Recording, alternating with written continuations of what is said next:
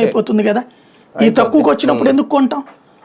దీంట్లో ఎట్లాంటి వ్యవహారం ఉంటుందంటే కీలకమైనటువంటిది.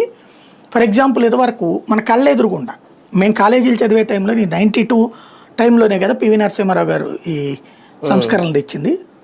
అంతకుముందు మా ఫ్రెండ్ వాళ్ళ ఫాదరు ఈ గోల్డ్ స్పాట్ కంపెనీ, అప్పుడు చాలా గొప్ప గోల్డ్ స్పాట్ కంపెనీలో పనిచేయడం అంటే వాళ్ళ దాంట్లో సూపర్వైజర్గా చేసేవాడు ఆయన. అసలు ఆయన చుట్టుపక్కల వాళ్ళందరూ గొప్పగా చూసేవాళ్ళం.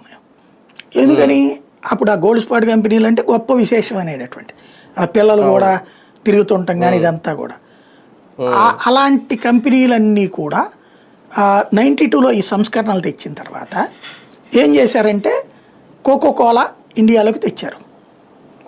కోకోకోలా కంపెనీ వాడు ఏం చేశాడంటే 5 రూపాయల బాటిల్ పెట్టాడు.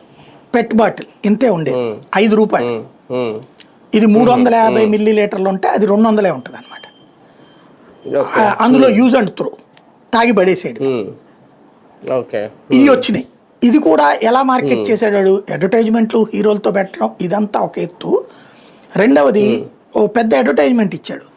మీరందరూ మీ స్కూల్లో కానీ కాలేజీలో కానీ మీ పెళ్ళి కానీ పేరెంట్ కానీ ఏ ఫంక్షన్ పెట్టుకుంటారో ఆ ఫంక్షన్ మేము వెబ్సైట్ ఇస్తున్నాం, దాంట్లో ఎంటర్ చేయండి, మీకు ఫ్రీగా కూల్ డ్రింక్ అని చెప్పి.